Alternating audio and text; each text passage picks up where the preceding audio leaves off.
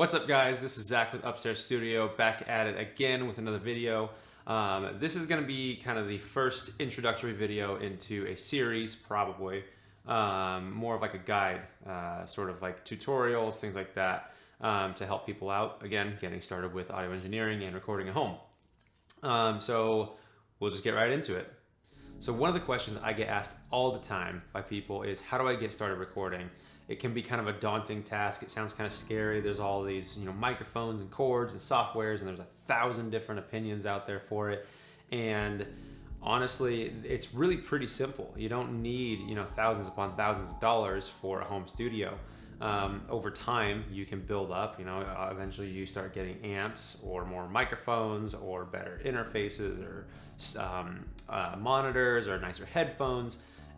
But it takes time. That's a lot of it. But the purpose of this video is to dive into what the essentials, the bare bones, what you need to get from the ground up. So we'll go ahead and start. Number one, you are going to need a DAW of some sort. You need a digital audio workstation, Reaper, Pro Tools, Cubase. There's tons of them out there. Personally, I use Reaper. I learned on Pro Tools, not as proficient in it anymore, but it's kind of the industry standard. I couldn't personally afford it when I was in college and when I was learning, so I was just acquiring various versions of, I started on Fruity Loops in high school, and then I tried Logic, and I've tried obviously Pro Tools first. I didn't really like that one that much. It's a little too watered down for what I wanted to do, but if you're doing, not using a ton of channels, I think the most you can do is 10 or 12. Maybe they've changed it. I don't know. Let me know in the comment section. And so I wanted something better. And so eventually, over years, I found Reaper. I really like it. But the best thing you can do for yourself with a DAW is find one and just stick with it. Whether it's Cakewalk or Cubase or Studio One, it doesn't matter what it is. It doesn't matter how much it costs. Just jump into it and use it. Just use that software. I wish that I could have found Reaper sooner, so I could have started using it longer, have more time with it, because it can do so much. I'm a huge advocate for it. And they have a really, really long test drive period, and then I think it's like $60 to buy. So super affordable. Probably one of the most affordable DAWs out there. The very, very, very first one I had was Audacity, which again, great recording software if you're just getting off the ground. It is pretty bare bones. It's not as fancy looking, but if you are looking to just understand the basics, the basic concepts of recording, it's pretty good for that. Secondly, you are going to need an interface. This is a super basic one. It is for, it's an iRig, so it plugs into your phone. You can plug it into your computer. It is a single input, so it's better for like kind of jotting down ideas, basically. I don't use this, obviously, as my main interface. I have an Akai EIE right now. I have been looking at some other options, and believe me, it's just as overwhelming for me as it probably is for you. So many options out there, and the best advice that I can think of to give somebody when they're looking at interfaces, because there are so many out there, is there's a few different things. One, we're in a day and age where technology is pretty accessible and most of it's pretty good. You're not gonna really buy anything that has, awful preamps on it. For the most part, if you're starting out, you don't need to have, SSL quality or Neve quality recordings. You're just getting into it. You're just learning. I'm learning even. That's why, and I haven't felt a need to upgrade yet from my Akai, and that's fine. It doesn't. Again, you don't need to just dump thousands of dollars into this. I think I got it used for like $175. This I think was $120, maybe $100. They're generally on sale. You can get them pretty cheap. They make a 2-channel one now, which if you're starting out, might not be a bad option for I think around $150-ish. They're pretty decent. All right, number 3. The next thing you're gonna need is cords for your whatever you're recording to go into your interface. Kind of think about it as water. It's sort of the easiest way that I can think of to explain electricity or audio signal.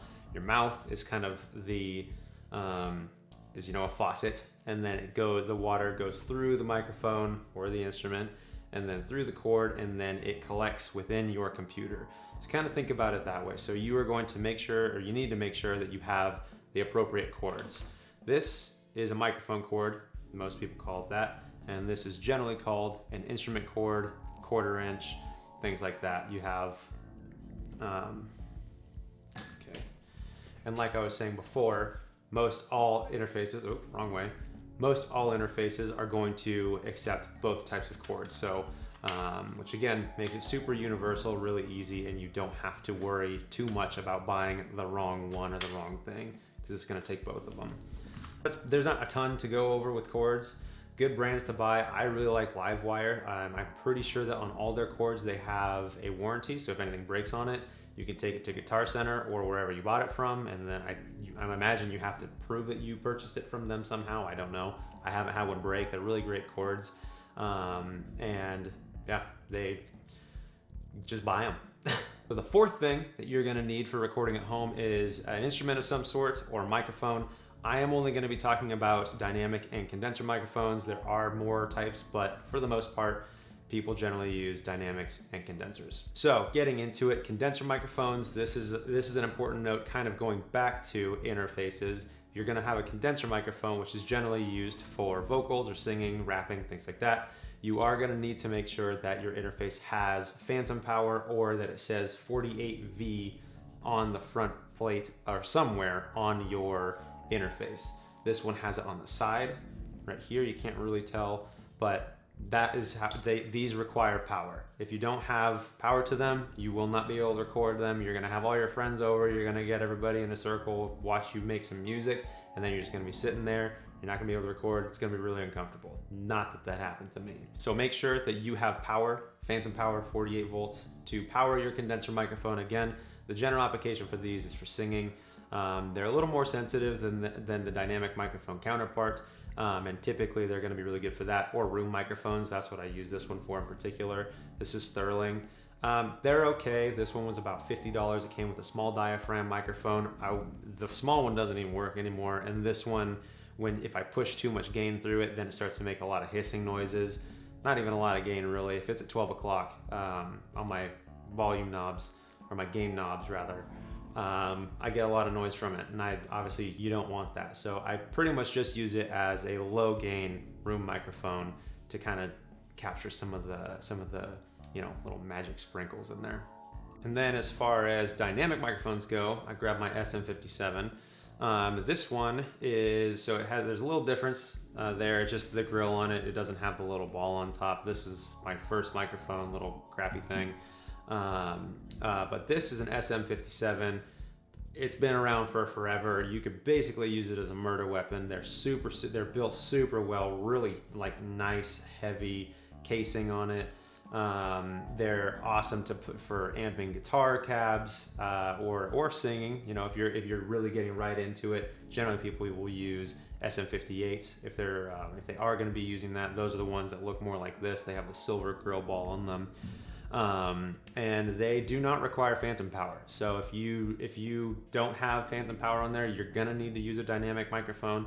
That is important to know. And this is just a great little workhorse. You can pick these up super cheap. I mean, you can probably find them on Craigslist for like 20 bucks.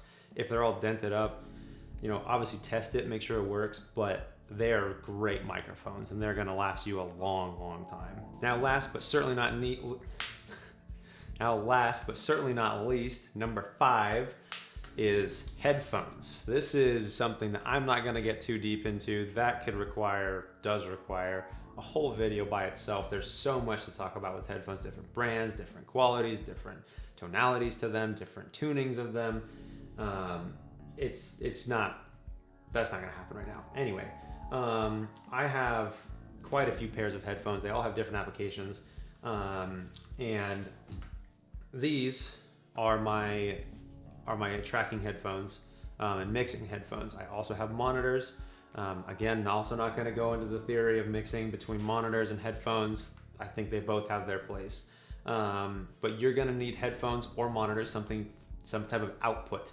If again we go back to the water analogy, the water comes out of your mouth and then through all the cables to the instrument into the computer and then out of the speakers or the headphones. So obviously you need something to be able to listen back to. Try to find something that has very flat response. You don't want it like for these are good for tracking, and for like when I have people over, I have them wear these ones are closed, so they're good for when you're right up to the microphone. It's not going to bleed too much. You're probably going to get some bleed depending on the volume of the track that you're recording, but ultimately it's going to be pretty kept to yourself. So they're good for that, but better, and these are what I used for a long time in college. The audio, I think these are the 50s. I can't remember exactly what they're called. They don't have the name on them, and I bought it forever ago. But they're awesome headphones. If you're looking for a good pair of budget headphones, this isn't sponsored or anything by anybody. I just love Audio-Technica. They're a great brand. Super flat response. They're going to be very true to what you're listening to in your recording software. And that's what you want. If you don't want to be using something that has really embellished bass or highs or mids, because then when you go to mix and then you are done mixing, you think you're done mixing, you go back to listen to it in your car, it's going to sound super thin, really weak, no low end. It's going to be really just kind of atrophied and just kind of gross.